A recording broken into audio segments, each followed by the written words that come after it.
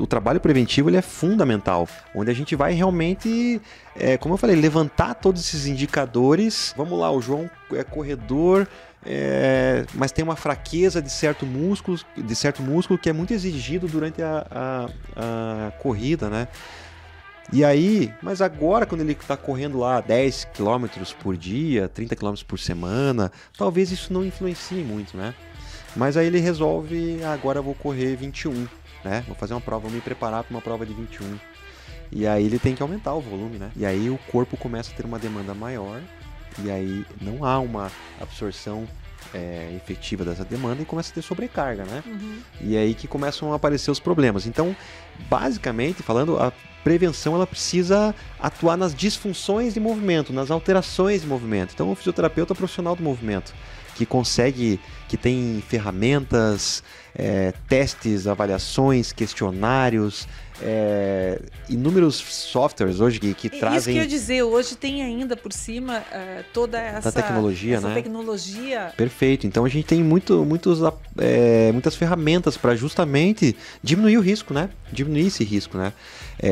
Trazer melhores condições para que você possa executar o teu esporte, mas dizer para você que você não vai se machucar, aí é utopia. E principalmente, né, eu pergunto pro meu paciente, qual é a dor que você quer ter, do sedentarismo ou da prática do esporte? Sejam bem-vindos a mais um episódio do Mundo Real. Eu aqui, a Vanusa do meu lado, mais uma vez para bater um papo com vocês sobre saúde, sobre qualidade de vida, sobre como melhorar. Eu estava outro dia explicando o porquê do mundo real, porque a gente vê muita coisa na internet, no Instagram, começou mais ou menos assim. E não sabe o processo. E tem muita coisa assim, aqui não tem Photoshop. Não. A ideia foi trazer alternativas, trazer soluções para as vidas das pessoas, mas que sejam reais, que sejam possíveis, né? E que elas não fiquem vidradas só naquilo que muitas vezes é difícil, porque, por exemplo, uma foto no Instagram. Dá até para você dar uma melhorada na foto, né? Com filtro, não sei o quê. Isso. Mas, por outro lado, mesmo quando é real, a gente olha e pensa, poxa, essa pessoa passa o dia ali cultuando o corpo, por exemplo, se for o corpo. Mas, às vezes, a gente não pensa o que ela faz para chegar até aquilo. Porque não mostra também, só não vê mostra. o resultado. Assim como aquelas imagens dos caras com os carrões e tal, Exatamente, grana. E o cara fala, não, esse cara tá ganhando dinheiro de um jeito fácil, eu vou atrás disso. Mas antes de começar o nosso bate-papo, eu queria chamar os nossos telespectadores, os nossos ouvintes do Spotify, para seguir o nosso canal, se inscrever no YouTube. Ativar o sininho, mandar sugestão, né? Sugestão de pessoas, de nomes para a gente conversar, sugestão de temas, o que você acha? Sim, com certeza. Outro dia eu até te mostrei a mensagem do Pará, uma mensagem que eu recebi de uma pessoa que assistiu o nosso programa sobre hemocromatose, né? Com uma hematologista e descobriu sobre a doença, passou a entender melhor, trouxe inclusive alguns pontos do bate-papo que a gente teve e como a nossa conversa esclareceu um pouco do que ela estava vendo naquele momento. Que incrível, a gente aqui no Sul, né? Vocês não têm ideia de onde que pode chegar. Pode chegar fora do Brasil, pode chegar, né, aqui no nosso território, o tamanho que é. Isso é muito gostoso, né, João? E fora o nosso podcast, o telespectador do YouTube, o Spotify, a gente tem também a coluna no Paraná Portal, que a gente mais ou menos que traz o que a gente conversa aqui em uma coluna. A Vanusa que escreve a coluna, eu só assino. Ele escreve, eu dou aquela... Aliás, você está me devendo uma, né? Cobrar aqui ao vivo. Tinha até esquecido. Mas hoje a conversa aqui, primeiro cumprimentar o Raul, o fisioterapeuta Raul Furlani. Prazer, muito obrigado por ter vindo aqui. Obrigado, João. Obrigado, Vanusa. O prazer é meu, né? Estar aqui com vocês, essa conversa, esse bate-papo descontraído. Sempre bom estar diante dos amigos, conversando, falando sobre saúde, como o João falou, sobre esporte, sobre empreendedorismo e aqueles assuntos que vierem, né, à tona aí para a gente poder debater. E dizer que, mais uma vez, reforçando que é um prazer estar aqui, eu acompanho o programa de vocês e tenho certeza que é um sucesso aí. E que bom poder contribuir também. A gente está crescendo devagarinho, mas a gente está crescendo. Formiguinha. Mas a gente queria fazer esse bate-papo aqui, principalmente para falar sobre fisioterapia, de modo assim mais amplo, eu diria, Porque a gente pode falar com o fisioterapeuta especificamente sobre o tratamento de uma lesão, a gente pode falar, a gente já teve aqui com uma fisioterapeuta falando inclusive sobre as questões ligadas à recuperação de mulheres que passam por um câncer de mama, por exemplo, dos resultados de novas alternativas de tratamento que acontecem em outros países. Mas eu queria falar, assim, o crescimento da fisioterapia foi muito grande. Começou na pandemia, inclusive, acho que não sei se começou na pandemia, mas durante a pandemia... É uma história, né? Mas durante a pandemia talvez tenha tido um boom, né? As pessoas passaram a se cuidar mais e está nas nossas vidas, né? Hoje, é o cara que pratica um esporte, não tem outro jeito a não ser, né, no caso de uma lesão ou até mesmo da prevenção, de visitar lá um fisioterapeuta. No caso de uma pessoa que enfrenta o idoso. Né, que precisa de auxílio, assim, arrumar a postura... e outras novidades que surgem no mercado, como o recovery, né? A crioterapia, enfim, outras máquinas e equipamentos que são utilizadas. A fisioterapia está até na estética em alguns procedimentos. Não tem como o cirurgião, o ortopedista fazer uma cirurgia sem pensar no pós-cirurgia, e daí envolve o fisioterapeuta, ou seja, em qualquer lugar que a gente vai, tem lá um pouco de fisioterapia. E é sobre esse todo que eu queria conversar com você, porque não é só um tratamento, não é só uma lesão, né? É um profissional da saúde que é empreendedor também, que precisa montar o seu negócio, a tua clínica aqui. Negócio, eu acho que é essa palavra, né? É um ramo de negócio também. E não é ruim a gente falar isso. A saúde não pode, né, tratar como mercado, eu sei. Mas, ao mesmo tempo, é interessante que o cara que é investidor, etc., olhe para esse ramo também como um meio, uma nova opção de investimento. Quantos profissionais, bons profissionais da saúde, passam por dificuldades porque não souberam empreender, não souberam aproveitar oportunidades? Então, assim, acho que a gente tem que começar por algum lugar essa conversa aqui, né? Tem muita coisa para falar. Mas acho que o começo poderia ser a pandemia, né? Em que aspecto que você acha que a pandemia afetou a fisioterapia? Bom, primeiro eu queria fazer algumas colocações importantes. A fisioterapia, sim, é uma profissão relativamente nova, né? Principalmente se comparada à medicina, né? A fisioterapia ela tem aí seus 50 anos de vida, né? Década de 70 para cá, que ela foi realmente trazida como profissão para o Brasil, né? Mas voltando um pouquinho mais, para pegar o gancho da pandemia, eu queria voltar um pouquinho mais algumas situações, pegando o gancho do que você falou. Algumas situações da fisioterapia sempre me incomodaram muito, né? O rótulo da fisioterapia, né? Primeira situação que a gente escutava, e graças a Deus tem escutado muito menos isso, você vai fazer o que na faculdade, né? Vou fazer fisioterapia. Por que não faz medicina? Mais um pobre. Por que não? Mas por que você não vai ser médico, né? Ou mais um pobre. E esse estigma, né? E o preconceito também. O preconceito. De que fisioterapia era só para mulher.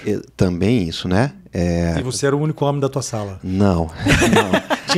Nós éramos a minha turma iniciou com 150 profissionais. Nossa. Estudantes, desculpa. E a gente se formou, se não me engano, 114, 118. Mas nós éramos, se não me engano, 30 homens. Mas formou bastante. Né? Se formaram bastante profissionais, né? E assim, essa questão da fisioterapia, para a gente chegar na pandemia, eu acho que é importante a gente falar um pouquinho do que foi essa transformação da fisioterapia. Ela é muito vinculada ao plano de saúde, né? E eu gosto de fazer uma analogia com outros profissionais da saúde, né? Quando você vai a um psicólogo, você vai fazer terapia. Você faz terapia em grupo ou individual? Claro, existem algumas modalidades em grupo, mas você vai fazer Primeiro você vai terapia... Passar pelo individual. Depois você vai ao dentista, né? E como é que é o tratamento? São 10 pessoas de boca aberta lá e é o tratamento em grupo? Não. Você vai no médico ou ao médico e como é que é? Essa consulta é em grupo também? Não. E por que na fisioterapia tem que ser assim? Por que nós precisamos trabalhar dessa maneira e obrigatoriamente somos mal remunerados por isso, né? E aí vem aquele papo. Mas também, coitado do profissional, ele atende tantos por hora e ele não tem muito o que fazer. Bom, aí entra o empreendedorismo. Começa a morrer o empreendedorismo nesse ponto, a partir do momento que ele enxerga a fisioterapia como né, um simples ganha-pão ali, ele vai atender muito paciente. E aquele cara que tem aquelas macas todas lá nas clínicas e coloca um cara para fazer o choquinho, o ultrassom, deixam lá num equipamento e muitas vezes sem resultados, né? Isso acontece e é difícil até julgar, porque isso também é importante, porque nem toda a população tem acesso, né? Então, isso às vezes, mas poderia ser um pouco mais trabalhado isso, né? Então, pegando mais um gancho, a questão de faculdade, de empreendedorismo, para chegar na pandemia, um dia um professor falou para mim, para nós na sala, falou assim, qual vocês acham que vai ser a maior dificuldade de vocês quando vocês estiverem formados, né? Tudo, tal problema, não, esqueçam. O maior problema vai ser a hora que você tiver que cobrar o seu honorário, a hora que você tiver que se valorizar como profissional. Pensem nisso. Gestão de carreira, né? E isso me marcou muito. E hoje esse professor, ele é um grande empreendedor também aqui de Curitiba. E isso me marcou muito porque foram questões que eu tenho que pensar num caminho diferente para mim e principalmente para a fisioterapia, certo?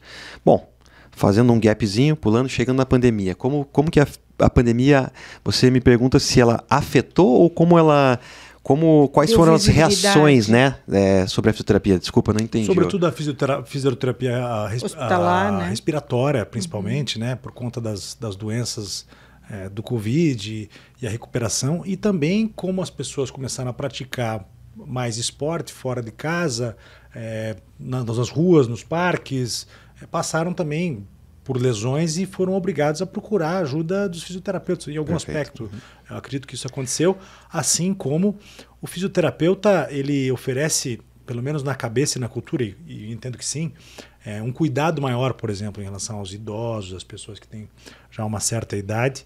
Elas ficam um pouco intimidadas em relação ao professor de educação física, aquele lance da academia, da musculação. Se sente mais à vontade e mais seguro, talvez, né? E a fisioterapia passa a ser uma alternativa. Bom, foi um caos, né, em todos os aspectos e dentro do hospital, dos hospitais, dos serviços, mais ainda, né? Eu tenho em casa um exemplo, minha esposa é fisioterapeuta intensivista, fisioterapeuta especialista em terapia intensiva, né, UTI, e outras funções, entre a cardiorrespiratória também, e a gente conseguiu vivenciar em loco esse caos que foi o medo de perder a vida, o medo de trazer a doença para dentro de casa, né?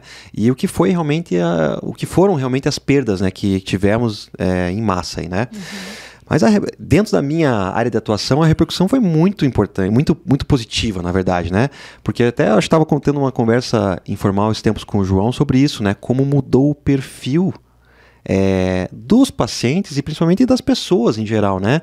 A pandemia nos forçou não a nos adaptar, mas a mudar realmente, né? A gente precisou mudar e não tinha mais como a gente ir para dentro de uma academia, jogar o futebol com os amigos, né? Jogar o vôlei, praticar aquele esporte em ambientes fechados, e as pessoas chegou um tempo que precisavam ir para o ar livre, praticar exercício, se manter um pouquinho mais vivas e saudáveis, né? Uhum. E aí que a gente teve um boom aí, né, dos esportes ao ar livre, né, que primeiro foi a corrida, que é um absurdo o crescimento disso nos últimos 10 anos, mas depois da pandemia ainda mais, as corridas de aventura, né, montanhismo, escalada, então esportes que eram menos praticados pela população e que começaram a ser praticados, e aí veio um segundo problema, as pessoas não estavam preparadas para esses esportes.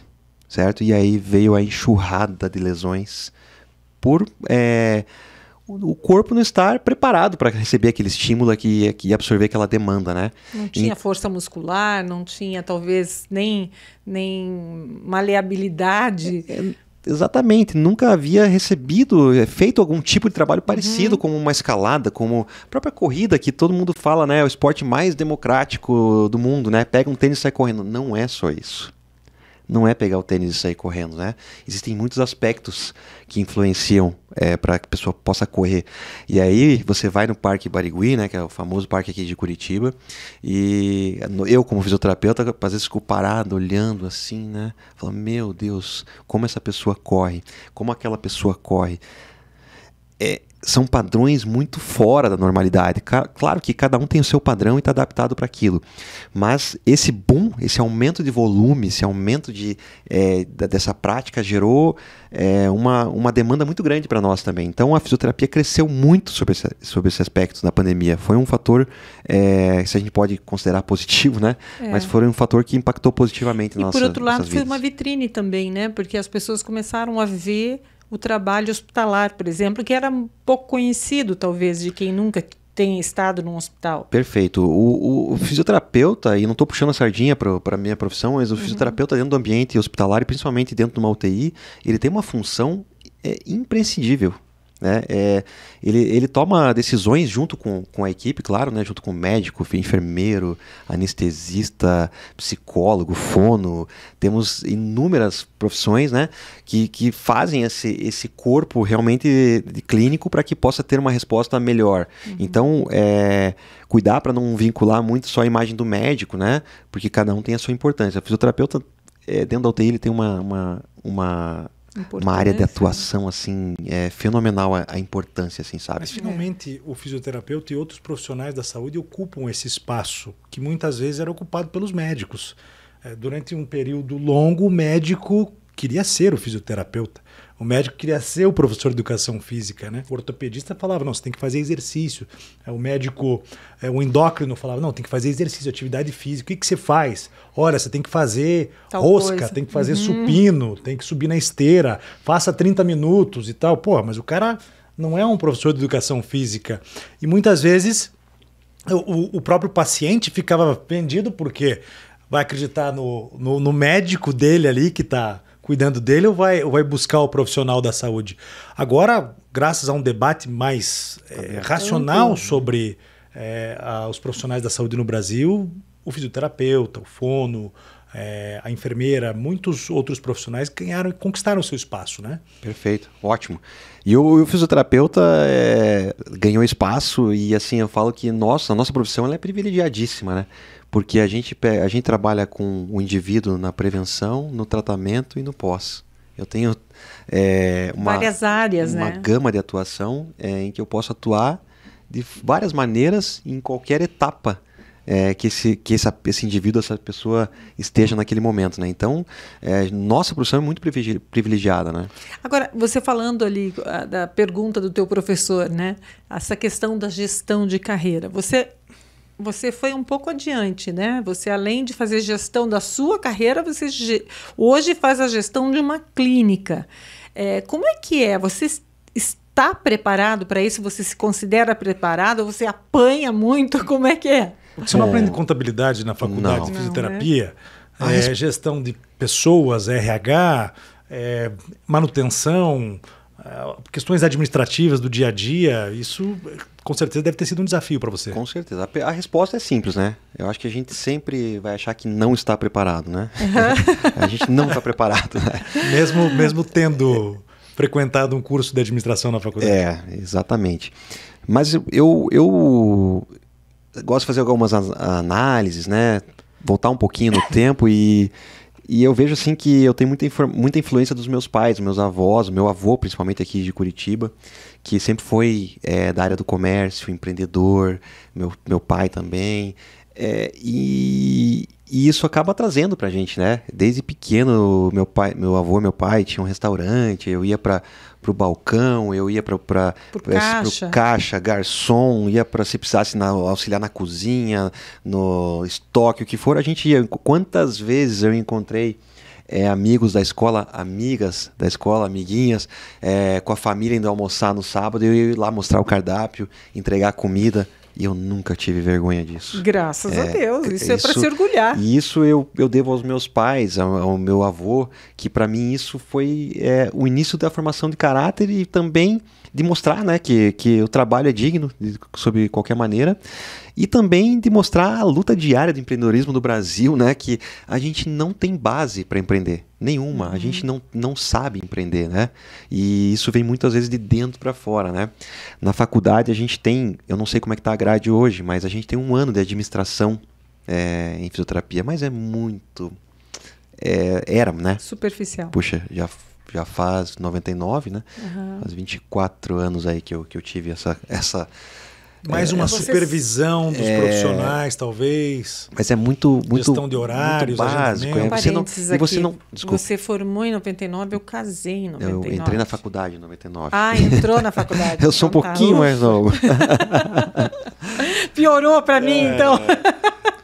Mas essa questão de que você estava perguntando, a questão muito superficial, deve ter surgido, né? Isso na tua cabeça, ao mesmo tempo o desafio, o receio também, lógico. Você veio, inclusive, do futebol profissional, teve a experiência de trabalhar com o Curitiba, trabalhou em outras clínicas também, consultórios. E aí se fala, puta, vou empreender. Mas daí eu tenho que tirar dinheiro do bolso, tenho que fazer investimento em equipamento. Lembrei de uma história agora. Como é que foi aquela história de que você montou um consultório em 8 meses não teve um paciente? É verdade isso? Era isso que eu ia chegar. Nesse ponto que eu ia tocar agora, que a gente tá chegando muito, a gente falou de pandemia, a gente tá falando do momento atual da clínica, né, da minha carreira. Tudo, é assim mesmo. Mas eu gosto de voltar lá. Fique à vontade. E só voltar um pouquinho para não perder, que eu acho que era isso que eu estava falando em relação ao que meus pais trouxeram, e que é isso que me mantém, meus pais, meus avós, que me mantém vivo nesse sentido, tá? E respondendo essa pergunta agora, eu terminei o meu curso de osteopatia, que é um dos cursos assim, muito renomados da fisioterapia. Ele está muito interligado ao meu trabalho, a traumato-ortopedia desportiva, a osteopatia, a terapia manual, que é uma especialidade da fisioterapia. Elas estão muito ligadas, interligadas, né? E eu terminei o curso. É um curso longo, bem longo, é uma formação que exige bastante estudo. E eu falei, agora eu vou ganhar dinheiro. Agora eu vou fazer os milagres, né? Que a gente acha que vai resolver o problema de todo mundo. A osteopatia traz muito isso, né? Não porque ela é uma magia, porque é esotérica, mas é porque ela tem um estudo muito forte sobre biomecânica, sobre fisiologia. Tem uma visão sistêmica, né? Sistêmica, visão global, que é o que nos difere dos outros profissionais também, né? Que a gente trata o indivíduo como um todo. E aí eu resolvi, em 2005, eu falei, eu vou abrir um consultório. E abri o consultório bonitinho, legal, bacana. Não tinha, naquela época não tinha, talvez tivesse Orkut, mas ninguém divulgava seus trabalhos por mídia social, por rede social, né? Eu mandei fazer um milheiro de cartão e entrei no meu consultório e fiquei olhando para o lado do cartão, pro milheiro de cartão, e fiquei esperando o telefone tocar. E passaram-se 8 meses e não entrou nenhum paciente. Tá bom, fechei o consultório e falei, agora vamos pensar. Mas paralelamente a isso eu tinha meus trabalhos, né? Eu não ficava 12 horas dentro do consultório. Eu trabalhava num home care, que fazia atendimentos domiciliares com pacientes com mais um nível hospitalar, que basicamente não era o que eu gostava de fazer, mas eu tinha que trabalhar, e eu queria me sustentar, eu queria pagar meus estudos, eu pensava para frente, eu falei, vamos lá, vamos tocar assim, e comecei a migrar um pouco mais para os atendimentos domiciliares mais particulares, comecei a escolher um pouco os meus pacientes, e em 2006 eu recebi 2 convites para atender em 2 clínicas, um consultório de osteopatia, e aí a coisa começou a esquentar de verdade. Mas aí de certa forma, te desestimulou um pouco essa questão do consultório, de não atender ninguém, de não ser procurado. E aí você entra numas assim, putz, ou eu vou ter que trabalhar para alguém, num outro esquema, ou eu vou ter que ir atrás dos clientes, dos pacientes, que não é o trabalho do fisioterapeuta, né? Exatamente. Na verdade mas... Não era. Não era, né? Isso não... Assim, você ficou nesse dilema, e daí como é que essa transição ocorreu para você cair nessas outras clínicas? Bom, eu acho que é importante networking, né? Então, você tem as coisas, a gente não sabe às vezes como acontece, mas essa rede que a gente cria, né, acaba tendo uma comunicação muito legal, né? E por um motivo lá, saiu um profissional que era da osteopatia e me indicaram lá. E entrei nesse consultório, e daí já me indicaram em outro consultório. E nesse segundo consultório, conheci uma profissional que me convidou para abrir um consultório dentro de uma clínica que é nos moldes da minha clínica hoje, da Clínica Redes, né? Que eram 18 consultórios com uma equipe multidisciplinar, E lá ela falou assim, eu falei, eu não abro mais consultório. Eu falei pra ela, tô fora. Eu já tomei um prejuízo de 8 meses, tô fora. E ela falou, não, eu vou te ajudar. Eu falei, tá bom, vamos lá então. E é uma clínica boa, assim, tem os consultórios amplos, um ambiente, um local bem central, estruturado. E eu falei, bom. E a coisa começou a girar. Ela realmente me ajudou, essa fisioterapeuta na época me ajudou muito, Ana Paula. E ela fazia RPG e o nosso trabalho integrava muito. Então, ela fazia o RPG, ela tinha alguma dificuldade, alguma limitação que naquele momento ela não conseguia evoluir, ela me chamava, a gente dividia o consultório e aí eu trabalhava. E isso foi muito... Eu até conto uma história que é muito legal para mim, né? Que eu cheguei em casa um dia, assim, depois de 2 meses de consultório, eu cheguei em casa, peguei e tirei o dinheiro, um bolo de dinheiro no bolso, assim, pus em cima da mesa, assim, né? Daí meus pais olharam assim, o que é isso, né? Aí eu falei assim, isso aí é a fisioterapia que me deu. Um dia de osteopatia, né? De agenda cheia, ele realmente gera uma renda muito boa, né? E dali pra frente eu tive a dona da clínica, a Ana Lúcia, na época, também uma psicóloga, empreendedora, visionária. Ela falou assim, Raul, eu tava um pouco cansado de consultório. Ficar fechado no consultório, eu e uma pessoa ali. Eu gosto, mas a gente gosta de estar em contato com pessoas, né? Eu tava um pouco cansado e eu falei pra ela, eu preciso de uma sala maior. Ela falou, não, vamos pra essa sala aqui. E ela falou assim, o que você vai fazer? Eu falei, eu vou continuar com a osteopatia, mas eu vou também entrar com a fisioterapia traumato ortopédica, esportiva. Ela falou, legal, quanto você vai cobrar? Não, exatamente não lembro na época, mas vamos supor que eu falei, vou cobrar R$40. Aí ela falou assim, quanto? Eu falei, 40. Não, você não vai cobrar 40, você vai cobrar 80.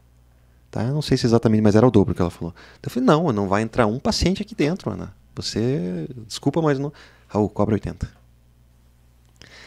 Então, as sementinhas, né, que vão sendo plantadas, né? E as pessoas que vão passando pela tua vida, que você vai aprendendo um pouco com cada uma. Exatamente, fui aprendendo e eu já tinha o sonho da minha clínica, né?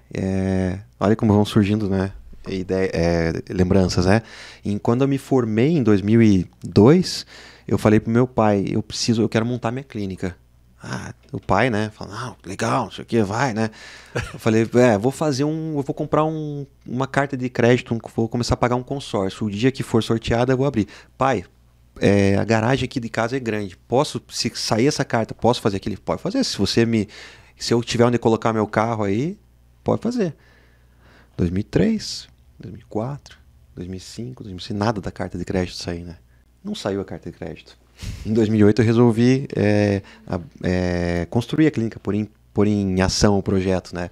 E aí mantive a garagem da casa, né? E fiz a garagem subterrânea e aí a gente começou a história da clínica, né? Bom, garagem, você começou na garagem da casa? Da garagem. A gente tirou a garagem, que a garagem subia e a gente... Escavou o terreno? A clínica é a casa dos pais dele hoje. Alguns caminhões de terra saíram ali de dentro. Eu tive a nítida impressão que a casa ia cair. Tudo bem que estava com arquiteto e com engenheiro na época, mas... Você pensou, meu Deus, o que eu estou fazendo? O que eu estou fazendo, né? 26 anos, se eu não me engano, tinha. Falei, meu Deus. Na casa dos meus pais. A minha esposa, que na época era namorada, ela falou, Raul, você é louco. Não faça isso. Não faça isso. Eu falo para ela, tá vendo? Se eu não tivesse feito... Se eu tivesse escutado, brinco, né? Brincadeiras à parte, né? Bom, não usei a carta de crédito até, né? Fui usar a carta de crédito para outras situações. E conseguiu montar a clínica. Consegui montar a clínica e a clínica está em franca expansão, graças a Deus. 15 anos e ele tem esse perfil empreendedor, eu até agora descobri de onde veio, porque quando a gente traz novidades para ele, conversa, ele presta muita atenção. Outro dia eu enchi o saco dele para ele comprar uma máquina. Logo que eu comecei, imagine, cara folgado, né? Chega na clínica e fala, cara, você vai comprar aquela máquina lá. E ele falou, olha, eu tô pensando e tal, a gente ainda vai comprar, mas mais para frente e tal, fazer um planejamento. 2 meses depois, tô comprando aquela máquina já, semana que vem já vai chegar a máquina. Chegou hoje? Aí, já chegou hoje. Que maravilha. E aí, seguinte, outro dia daí, eu acho que eu exagerei, né? Porque a gente tava falando de um outro negócio, de uma outra clínica, eu falei, cara, tô com uma ideia aqui e tal, o que é e tal. Você devia comprar essa outra clínica de fisioterapia. Falei, pô, esse cara vai me xingar, né? Menos, né? E sabe que o olhinho dele meio que brilhou assim? Ele já começou a pensar na possibilidade, ou seja... É um cara que semente, sempre, né? Sempre tá aberto. Eu acho que para empreender, a gente sempre tem que estar aberto, né? Tem que ouvir as pessoas, isso que você aprendeu, a questão do preço, as pessoas que passam pela tua vida e sempre considerar. Mas o legal, né? que eu acho, é que quem tem o espírito empreendedor, todos nós podemos ter momentos de empreendedorismo. Tá sempre ligado. Mas quem tem o espírito empreendedor tá sempre... É isso, o olho começa a brilhar. Brilha aqui, brilha ali. E tem... foco naquilo, persistência, perseverança, uma coisa que normalmente falta para as pessoas, né? É um pouco difícil, esquece, abandona. Mas desmotiva, né? Você passa, por exemplo... Desmotiva, outro claro. dia eu estava na praia, eu ficava olhando uma fila grande ali, eu falei, cara, tem alguém ganhando dinheiro com alguma coisa ali. Uhum. E era um troço de sorvete de churros. Você já viu isso? Ui. Mas era uma fila assim, eu falei, cara, eu preciso ir atrás de um troço desse. Já comecei a pesquisar na internet. Não, o João ele gosta de cutucar. Já comecei a pesquisar na internet. Mas nem tudo são flores, né? Porque eu falo pra vocês que, principalmente essa questão de ouvir, né? Eu não sou assim, né? É um esforço diário. As pessoas me falam, Raul, você precisa escutar. Você precisa comunicar melhor. Você precisa escutar mais as pessoas. Você quer tomar decisões sozinho. Você precisa partilhar. E é difícil pra mim. Acaba estourando em casa, né? Minha esposa, que às vezes me cobra algumas coisas, a gente acaba estourando um pouco lá. Eu sou, como o João já percebeu, a gente se conhece há pouco tempo, mas ele já percebeu, eu sou centralizador. Sim. Mas eu tenho um exercício diário de tentar realmente me abrir às novas ideias e ouvir, por exemplo, um feedback de um paciente, às vezes negativo, né, que pode acontecer, e entender que aquilo a pessoa está falando para o teu desenvolvimento, para o teu crescimento, e a gente não está preparado para isso, para ouvir crítica, né? Pode se ofender às vezes. Esses dias aconteceu uma situação de um paciente falar para mim, Raul, abre o olho que tal coisa aqui, eu acho que não está legal. E se fosse um tempo atrás, eu teria espanado, não teria achado ruim. E eu falei, não, deixa eu escutar isso e deixa eu entender. E resolvi a situação, né?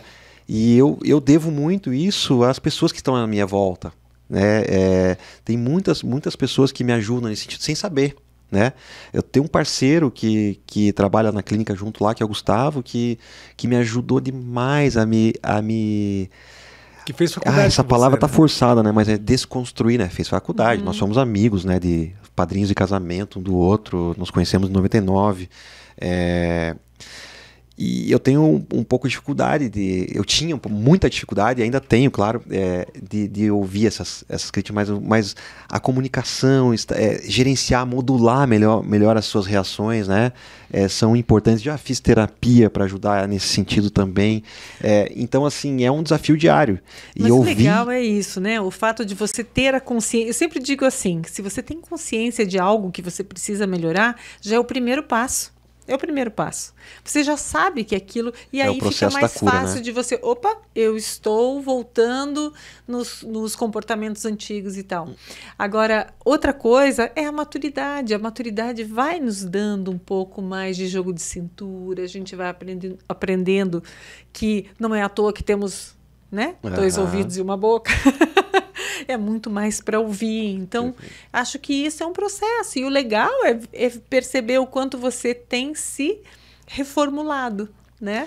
Então, isso é legal. Um diferencial muito grande, que é bastante interessante a respeito da Clínica Redes e do Raul, é que ele é um empresário. Até o nosso telespectador, o nosso ouvinte, está conhecendo aqui mais um empresário até do que o fisioterapeuta. Mas no caso do Raul, o empresário é o fisioterapeuta. Então, junto com os seus colegas, os fisioterapeutas que são contratados pela Clínica Redes, está lá o Raul, ele trata de todos os seus pacientes, né, ao lado dos outros profissionais. Então, cria um movimento interessante dos pacientes interagirem, de outras pessoas quererem dar opinião, sugestão, porque é uma torcida por você, pelo teu sucesso. Legal também. Isso. Porque, geralmente, o fisioterapeuta, sei lá, participa lá do diagnóstico, faz um caminhamento, mas não está lá tratando dos seus pacientes junto com os demais profissionais. E isso talvez seja um diferencial interessante que você apresenta. Legal. Isso, na verdade, eu acho que é um pouco da cultura que a gente tenta manter e cada vez mais se solidificar nessa cultura dentro da clínica, que é o acolhimento, que é a comunicação, gerar um ambiente relaxado. O paciente que está lá e humano, né? Humano, principalmente. O paciente que está lá, ele não quer fazer fisioterapia.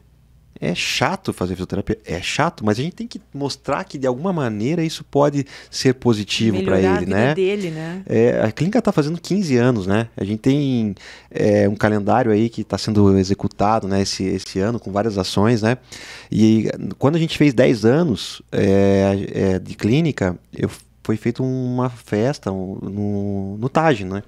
E tinha mais um bar de Curitiba famoso, muito bom. Acho que é um dos únicos bares que sobreviveram há tanto tempo aqui em Curitiba, que tem esse ciclo de abrir e fechar bar, né? E até são dos pacientes nossos também, que são dos donos lá. E tinham mais de 200 pessoas. E uma festa numa clínica de fisioterapia. E as pessoas felizes. E aí a gente fazendo uma análise depois com os profissionais, por que essas pessoas estão aqui? E aí veio agora o início das comemorações de 15 anos, tinham mais de 150 pessoas dentro da clínica, que a gente fez um coquetel de abertura oficial dos 15 anos e também de uma reinauguração da clínica, e as pessoas felizes por nós, né? Que legal. Então isso é sinal, é fruto de que a gente plantou coisas boas nessas pessoas, não foi só fisioterapia. É uma comunidade que foi formada. Nem sempre essa pessoa vai ser resolvido todos os problemas dela 100%, mas a gente tem que entender que essa pessoa tem que sair melhor lá de dentro. E a resenha é boa. E o legal é que quem sai feliz, ela quer dividir, compartilhar. Esse é o ponto. Né? Outro dia, nós estávamos aqui gravando com uma atleta e o João falou, não, mas você tem que conhecer a clínica tal. Vocês. É que o João, o João acho que foi isso. paixão à primeira vista, sabe? Não, é que eu admiro, primeiro, a qualidade dos profissionais, é algo incrível. E eu não fui na Redes por causa do Raul. O fisioterapeuta trabalhava numa outra clínica que eu frequentava. E ele passou a trabalhar com o Raul. O Felipe. Eu acompanhei o Felipe, que esteve aqui conosco, inclusive.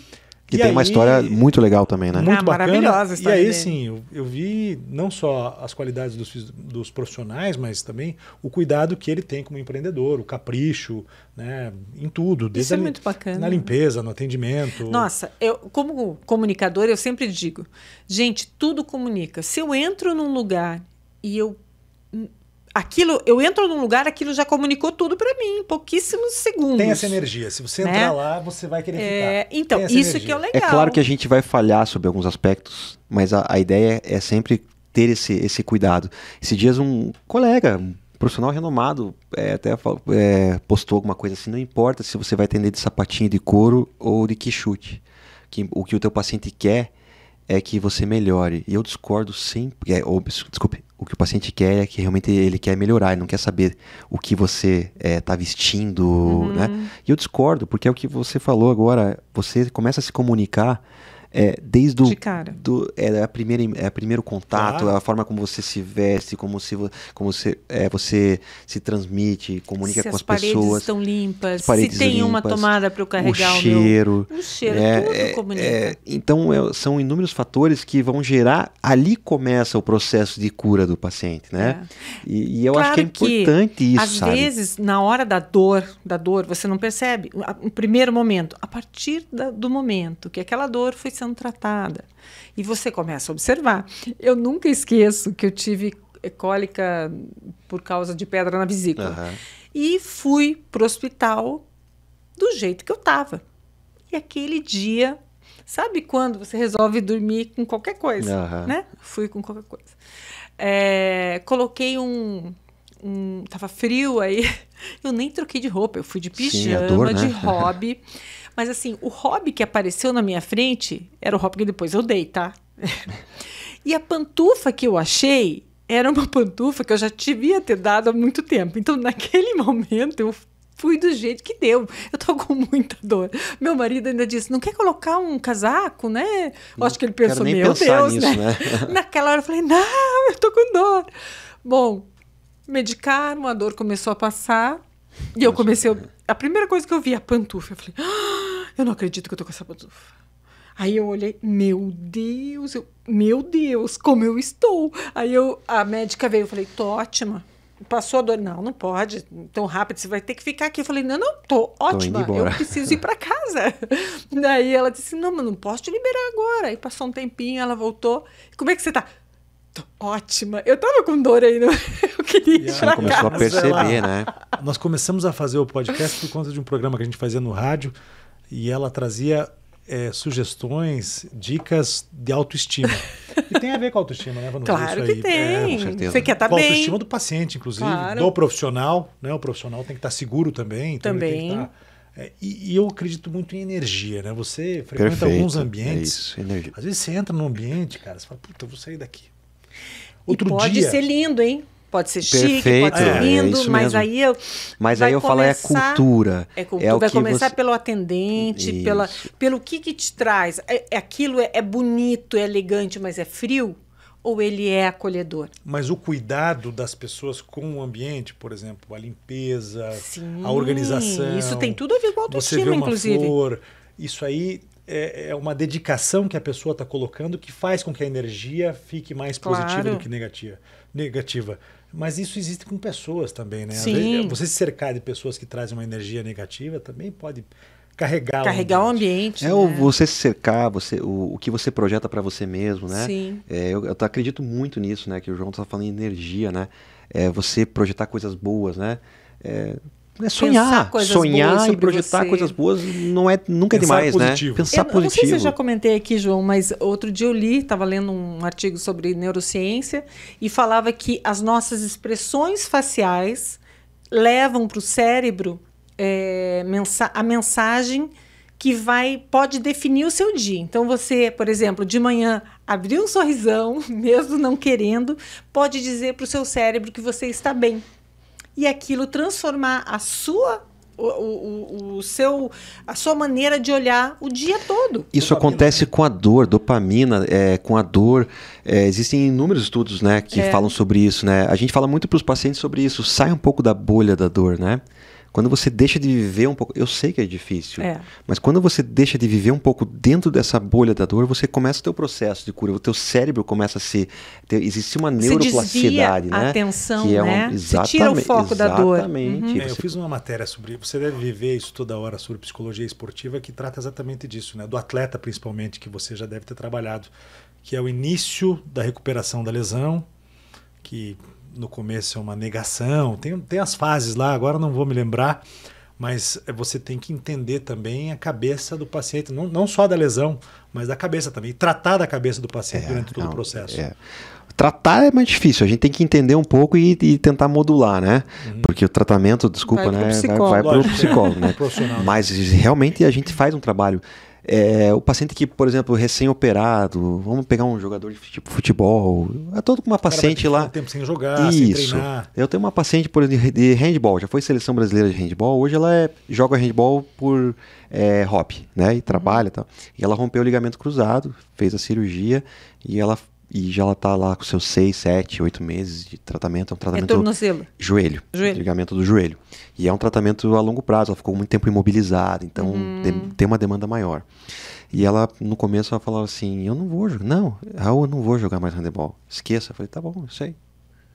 Daqui 3 meses a gente vai conversar. Daí deu 3 meses, e aí? Não.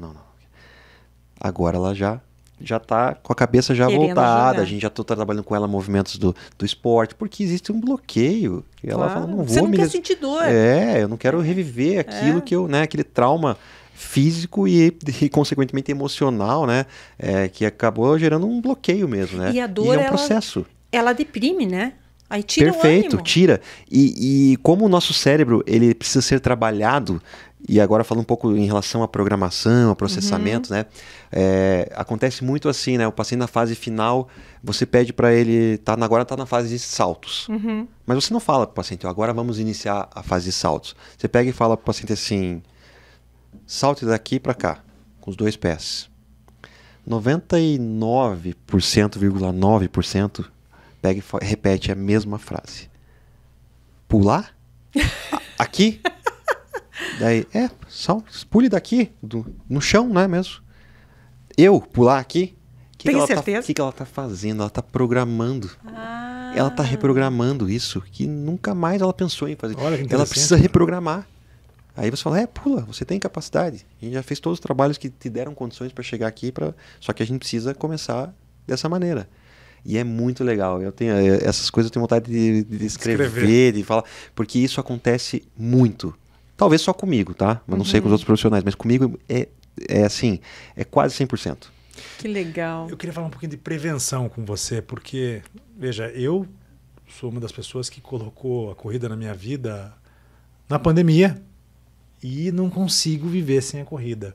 É viciante esse negócio, né? Veio lesão, e eu sofri isso também, né? Tive que parar, depois voltar, né? Já estou acima dos 40, a gente precisa se cuidar mais, não dá para pegar muito pesado.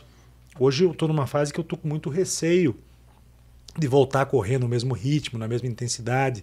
Estou fazendo isso de maneira progressiva, aos poucos. Como deve ser, né? E aí que bom. Eu, assim, inclusive procurei a Clínica Redes para fazer um trabalho de prevenção, porque eu quero fazer isso pro resto da minha vida. Isso me assusta, essa possibilidade de eu ter uma lesão mais séria e ter que parar. A minha mulher fala isso. Pô, mas de repente a corrida é muito puxada para você, outro esporte. Eu não quero pensar em outra possibilidade. A prevenção pode me ajudar a manter um ritmo de corrida, talvez não de um corredor profissional, mas pelo menos que eu consiga correr, sei lá, por mais 10, 20, 30 anos. Eu vejo aí, eu vi a maratona de Boston, tinha um cara lá de 79 anos, é isso? Ele tinha... E a de Paris, ele de repetiu, 90 né? e pouco. Ele foi campeão. Isso, tinha sido campeão e repetiu agora, quase 40 anos depois, alguma coisa assim, né? Exato. E Paris, de 93, se não me engano. Isso mesmo. Com a prevenção, com o trabalho de prevenção na fisioterapia, a gente consegue ter uma programação para poder praticar atividade física do jeito que a gente gosta por mais tempo? Bom, prevenção é utópico, né? Porque a gente tem que entender as nossas limitações, né? A gente consegue diminuir os níveis de lesão, diminuir os graus de lesão, mas dizer para você que a gente vai evitar 100%? Evitar 100% é utopia, mas prevenção, ela sim, ela é possível, né?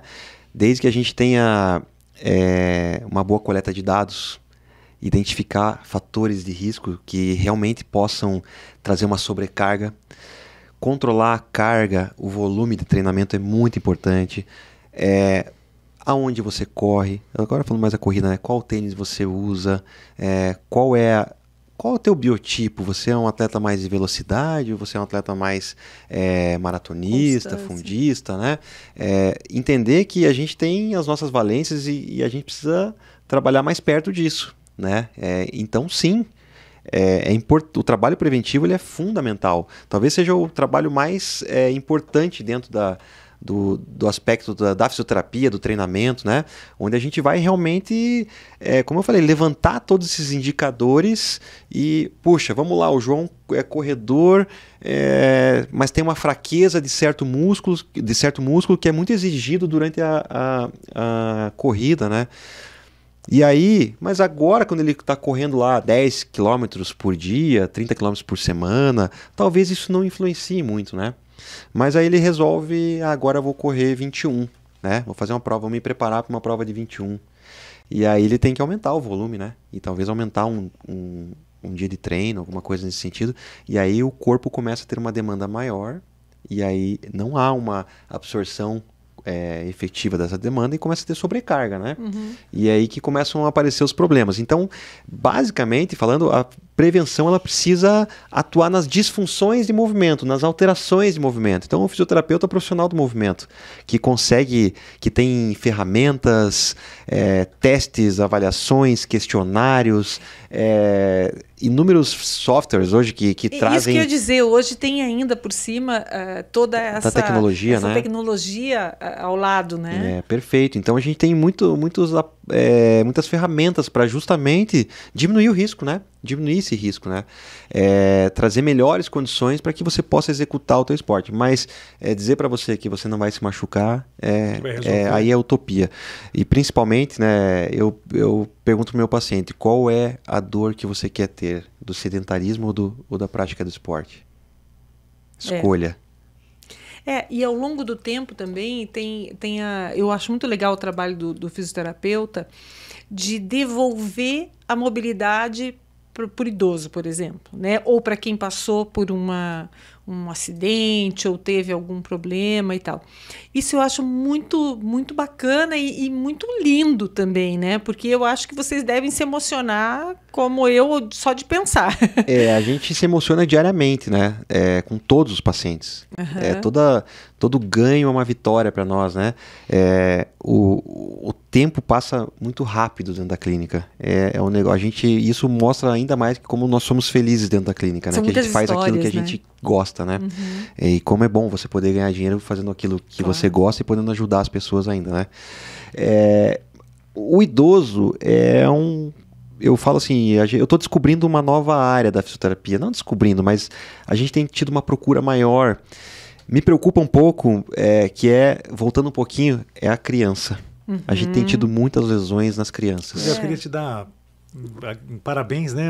Você descobriu hoje? Vai ser pai de novo? Uau, parabéns! A gente está oficializando aí, né? Descobrimos Não era para divulgar ainda? Não, pode divulgar, não tem problema. Mas vai ser pai pela segunda vez. Segunda Ai, que legal, parabéns. Eu estava pensando em elaborando essa pergunta aqui. Para os teus filhos, né? Principalmente quantos anos tem o mais velho agora? 5 para 6. 5 para 6. O que você faria como fisioterapeuta pelo conhecimento, através do conhecimento que você tem das dificuldades, né? A gente falou aqui de possibilidades de lesões, do idoso. O que você colocaria? Problemas de tendinite, pescoço. O que você colocaria na vida dele para ele ter uma vida mais saudável no futuro? Isso é uma pergunta para mim é muito forte, tá?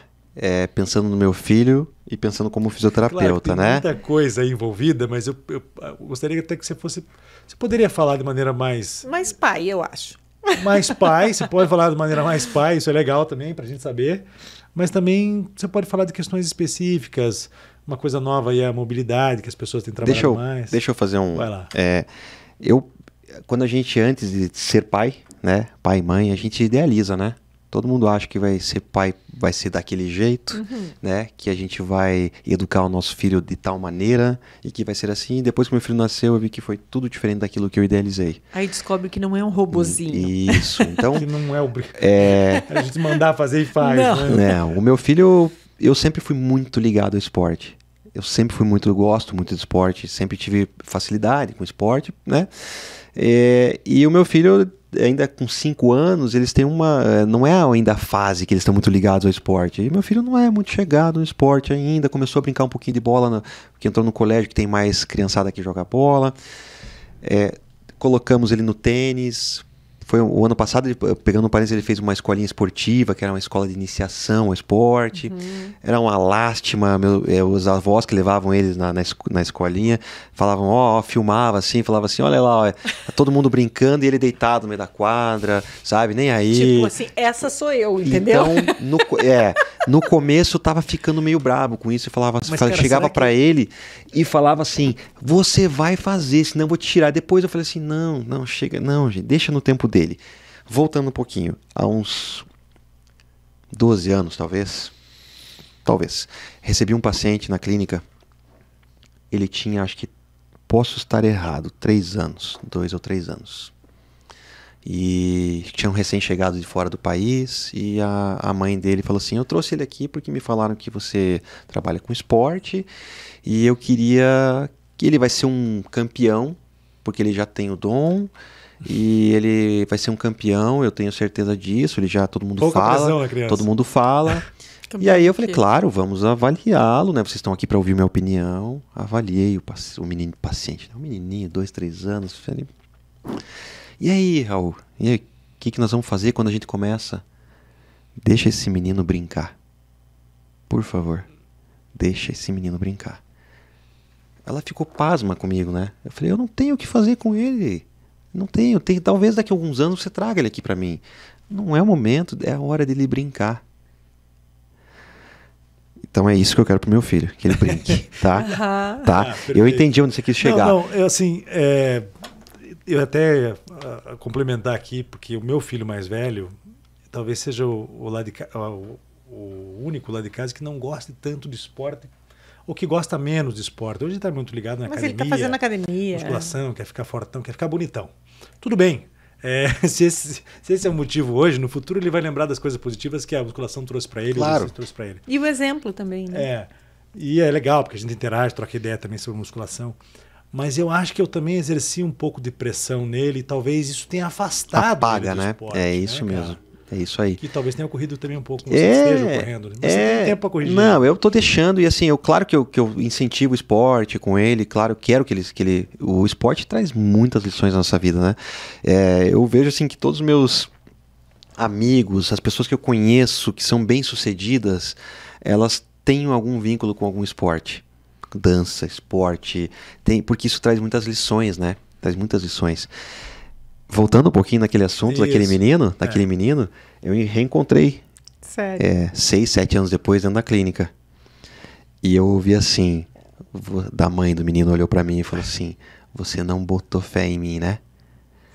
Sério? Eu falei, não, eu boto fé em você, eu acredito em você. Só que se você voltasse e eu soubesse de tudo isso que teria acontecido com esse menino, eu teria tido a mesma resposta para você, porque meu compromisso é com a saúde e com a verdade. Eu não estou aqui para fazer o que você, como mãe, gostaria. Esse menino hoje ele é uma potência. Ele já saltou a mega rampa com o Bob Burnquist. Ai, que legal! Tá? Ele tem lá o skatista 1020, acho que é 1020, o maior. São quantos giros? 3 giros, né? O Guilherme Cury? Isso, o Guilherme Cury. Que graça! A mãe dele vai lembrar dessa história, né? É engraçado, né?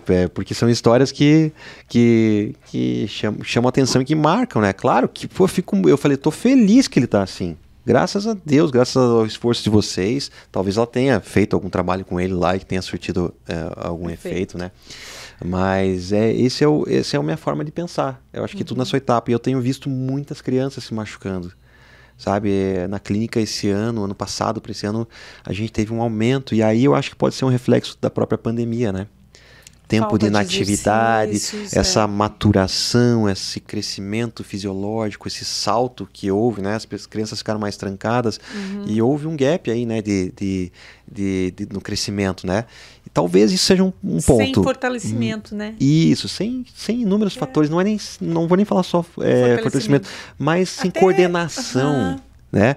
Mas principalmente uma pressão muito grande dos pais. Eu sinceramente, de coração, estou preocupado com isso. Eu vou nas competições dos meus filhos e eu vejo pais surtando na arquibancada, mas enlouquecidos. Eu até acho engraçado, e às vezes vou conversar com eles, às vezes, porque eu até acho que eles estão brincando. Às vezes entender, né? Brincando, vermelho, brabo, xingando o juiz, alto, falando palavrão pro juiz. Que escola técnica, né? Que você frequentou. Assim, um desespero total. E a criançada morrendo de vergonha, né? A filha lá jogando, morrendo de vergonha. E daí eu brinco com a minha filha que eu vou fazer igual aquele pai. Ela, ai, pai, se você fizer isso, nunca mais joga. Mas isso é uma coisa que é inacreditável. Eu penso assim, eu tenho que cuidar para não me tornar dessa maneira. Porque tem meninos lá que, não, é porque ele joga 5 vezes por semana no campo, 3 vezes no futsal, e daí final de semana tem campeonato. Não, essa lesão ele precisa de um tempo para se... Não, mas o professor lá ele vai perder a vaga, porque, gente... Bom, primeiro que eu acho que criança tem que brincar mesmo. Mas né? O problema, Vanusa, é que existe um assédio muito grande, principalmente no futebol, né? É um assédio muito grande nos empresários, os times estão cada vez buscando, né? Se no tempo dele já acontecia. Pai, a gente tá torcendo, não tem jeito. Agora, eu acho errado, a gente tem que se controlar. Claro. Os pais têm que se modular isso, né? Porque um pai, um adulto, né, um senhor de idade, torcendo uma criança errar, que é o adversário, vamos dizer, o concorrente do teu filho no campo, não dá, né, cara? Torcendo ali pra criança se machucar, você até quer que o filho ganhe, mas, gente, não é a qualquer custo, quer dizer, sabe? Mas nem todo mundo e outra, assim, perder é uma boa lição, né? Também é uma boa lição. Dói na gente, dói neles, mas vamos em frente, a gente tem uma que vez pensar. Eu jogava basquete na escola e meus pais não conseguiam ir nos jogos, né? E um dia a gente tinha um time bom, assim, não era um time campeão, mas a gente sempre estava entre os 4 melhores de Curitiba. E um dia a gente foi jogar contra um time era o Camões na época. E tinha muito molecada do supletivo. Então a gente tava na 8ª, 7ª, 8ª série. E tinha uns caras de bigode, de barba lá, com axila, né? Pra não falar sovaco, né? Peludas. E os caras... Meu Deus do céu, esses caras são, né? E a gente apanhou dos caras, né? O basquete é um esporte físico, né? Claro que exige técnica, mas é muito físico. E perdemos o jogo e eu saí bufando. E sempre que acaba o jogo, você perfila no meio e vai se cumprimentar, né? E nesse dia... Eu saí correndo na Praça Oswaldo Cruz, era lá no ginásio, saí correndo pela arquibancada e falei, não vou cumprimentar ninguém, tô pé da cara. E meus pais falaram, desce lá e cumprimenta. Uia, foi bem no dia que eles foram. Desce lá e cumprimenta. Muito vai bem. Aceitar perder, sabe? Boa lição. E a gente, né, pegando um pouco do que você perguntou do filho, né, de como a gente tem que cuidar, né, fugindo um pouco do que a gente tá falando, mas com as coisas que a gente fala, né, transmite para os nossos filhos, né? Demais. Porque é um absurdo. Não estamos fugindo. Nosso assunto predileto aqui é esse. Filhos. Chegamos de novo.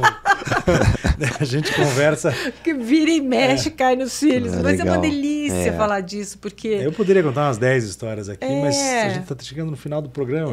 Mas é muito legal. Antes de acabar, eu queria só que você falasse sobre duas coisas. Eu vi lá no site de vocês que vocês oferecem osteopatia e uma outra terapia. Quero falar duas coisas. Você fala as duas, depois e uma outra terapia que eu não conhecia, mas também é terapia manual, se eu não me engano. Você falou dela talvez método Busquet? Isso. O que difere muito da osteopatia. E outra coisa, a osteopatia está ganhando visibilidade porque até um tempo atrás pouco se falava, né?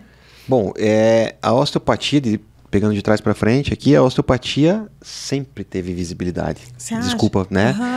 Mas é que talvez falte um pouquinho mais de conhecimento. As pessoas, mas é isso que eu quero dizer. As pessoas estão começando a conhecer mais. Não, a osteopatia, eu posso dizer que viralizou. Ai, que maravilha. Quando eu me formei em osteopatia, eram poucos profissionais em Curitiba. Eu entendo o que você quis dizer, mas já era algo que as pessoas que procuravam já bastante. Que legal.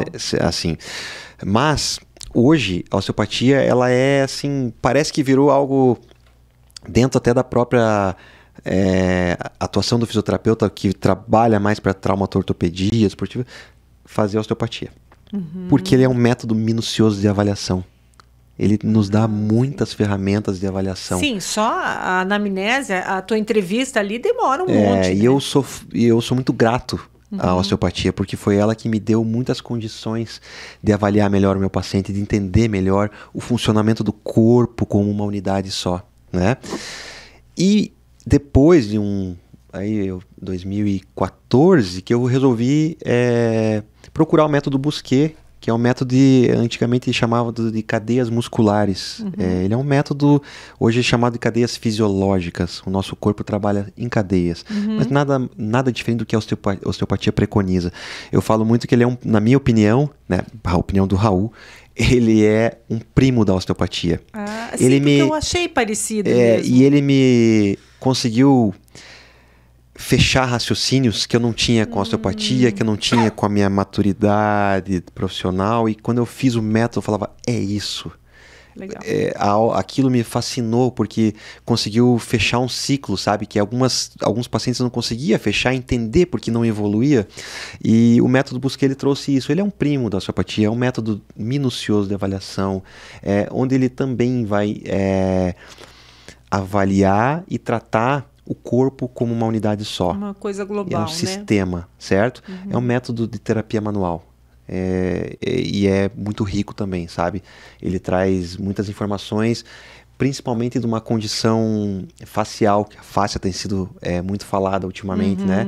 Da integração das fáscias, como a fáscia ela é um folheto que começa na pele e termina lá no órgão, né? Revestindo o órgão. Então, às vezes, você tem uma repercussão músculo-esquelética devido a uma alteração facial que recobre um determinado órgão. É um assunto bem mais profundo, legal, tá? Mas é uma delícia. Mas a gente pode um dia falar só disso. Eu sou fã demais, sabe? Da osteopatia. São primos, tá? Eu cuido muito. A minha forma de pensar é assim: a osteopatia ela chega a ser um pouco um culto, E as pessoas saem de lá osteopatas e esquecem que nós somos fisioterapeutas. Então eu fiz outros cursos de terapia manual ao longo da minha vida, certo? Que me dão melhores condições para tratar melhor o meu paciente, né? E eu cuido muito, o paciente que procura uma técnica, eu já quebro isso no início. Eu estou procurando osteopatia. Não. Vamos ver o que você é vai melhor procurar você. Fisioterapia. O Raul atende com fisioterapia. E eu quero ter a tranquilidade de dizer para você, é isso. E eu nem vou falar para você o que eu estou usando. Eu estou usando minhas mãos. Se eu precisar usar um recurso de crioterapia, laser, seja o que for, para que venha somar ao meu processo, ao processo do tratamento do meu paciente, eu vou utilizar. Então eu quero que o paciente me procure. Eu não estou vendendo nenhum método. Muito legal. E a gente descobre coisas incríveis da fisioterapia, como, por exemplo, a sangria. Gente, aquilo é maravilhoso também. A sangria... Tem um resultado. E a gente nem imagina que hoje em dia você vai ter sangria. Isso é voltado mais para os acupunturistas, né? Eu não tenho muita propriedade para falar, então eu não consigo te mais... Mas é algo que traz alguns resultados também. E é muito rápido. Eu queria te perguntar do recovery, né? As pessoas têm visto aí nas redes sociais as clínicas de recovery, aquelas botas de compressão, a banheira de gelo, sauna, as liberações. Como é que se enxerga isso? Funciona mesmo? É para quem? As pessoas devem frequentar? Quem deve frequentar? Né? Como é que isso deve funcionar? Bom, hoje talvez eu esteja fazendo um pouquinho de propaganda contra o meu serviço, né? Eu falei que prevenção é utópico e eu vou falar que a melhor alternativa de recovery não está dentro da clínica, está em casa. Sono e alimentação. São as terapias, né? São as situações que têm maior ou melhor evidência para a recuperação. Tá? Mas a gente tem como melhorar isso, né? Acelerar, melhorar. E o recovery, a fisioterapia, ela tem inúmeras ferramentas para isso, né? A elevação da temperatura do tecido para que a gente possa vascularizar melhor o tecido. A massagem, a liberação miofascial. Elevação da temperatura através de uma sauna, através de água sauna, quente. Água. Na clínica a gente usa a banheira de imersão quente, né? A liberação miofascial, a massagem, a liberação miofascial com a pistola, uma simples massagem que você vai dinamizar os tecidos e melhorar a vascularização, certo? O laser, que ajuda também a drenar a facilitar todo esse processo. E a banheira de gelo, que vem fazer esse choque, né, entre o calor e o frio, Esse né? já não gosto.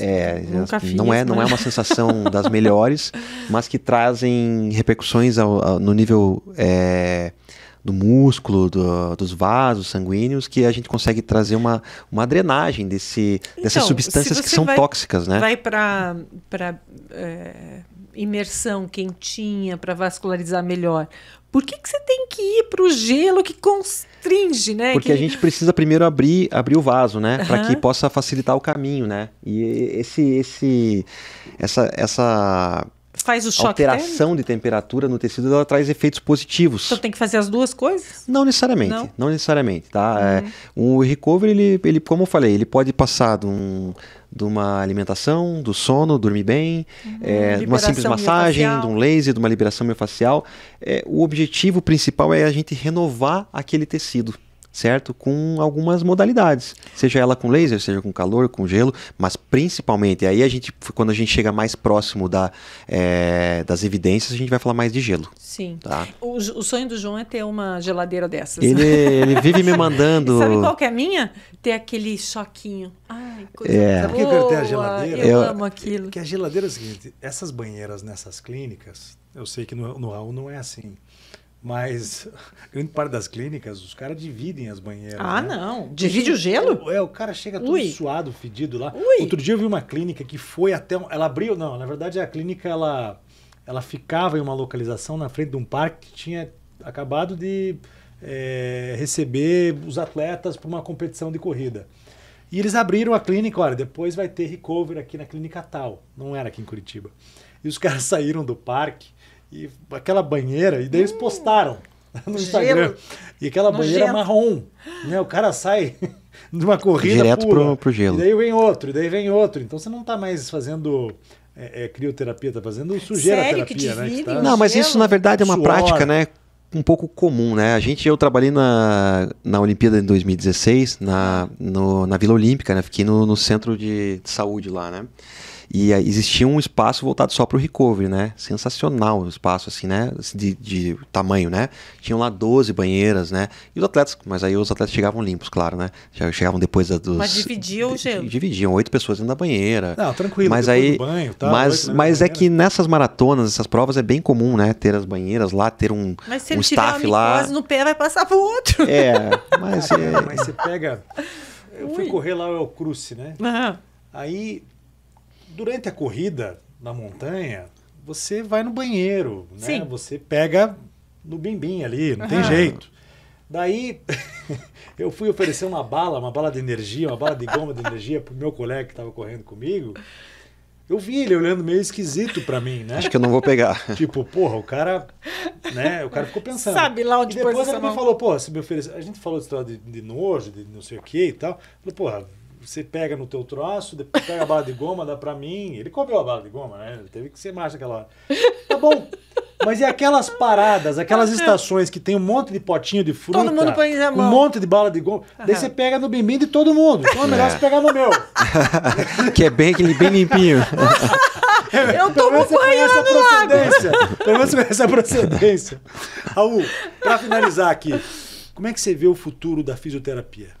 Eu vejo como presente, na verdade, né? A fisioterapia já é uma realidade. Eu sou muito grato por tudo que a fisioterapia me proporcionou e assim, sem demagogia, sem puxar, jogar confete, eu sinto que eu faço parte desse processo da mudança da fisioterapia e ter uma fisioterapia de futuro. E a gente percebe que os profissionais que estão vindo cada vez mais preparados. Realmente o acesso à informação é muito maior, o acesso das pessoas com a fisioterapia é muito maior, a gente tem muito mais meios de divulgação. Então eu vejo só coisas boas para a fisioterapia. Depende muito dos profissionais que se apresentam. Profissionais, tecnologia, as pessoas entendendo melhor, e esse processo que foi importante, né? Quando eu entrei na faculdade, a fisioterapia era uma, a fisioterapia hoje é outra. E eu fico grato por poder ter participado desse processo, né? Eu acho ter vivido esses dois mundos, isso, né? Exatamente. Então eu tenho certeza que... pelo sucesso e... Mais sucesso. Tem muitos e muitos anos de clínica, são 15 anos, mais sucesso ainda nas realizações, né, e nas conquistas da fisioterapia no Brasil. E nós agradecemos aqui, o Mundo Real te agradece. Muito. E da próxima vamos falar mais sobre osteopatia. Vamos, estou à disposição. de terapia manual. Manuais. Eu acho que isso, assim, as pessoas têm muito a ganhar com isso. Estou à inteira disposição. Mais uma vez agradecer ao convite. É gostoso, passou rápido, acho que extrapolamos o tempo aí até, talvez, né? É bom demais, a gente acaba Queria passando. falar muito mais, mas fica para uma próxima aí. A gente, mais uma vez, coloca a clínica à disposição. E eu também estou à disposição para a gente fazer novas parcerias aí, tá bom? Okay, valeu. Muito obrigada. Obrigado. Até a próxima. Valeu, gente. Tchau.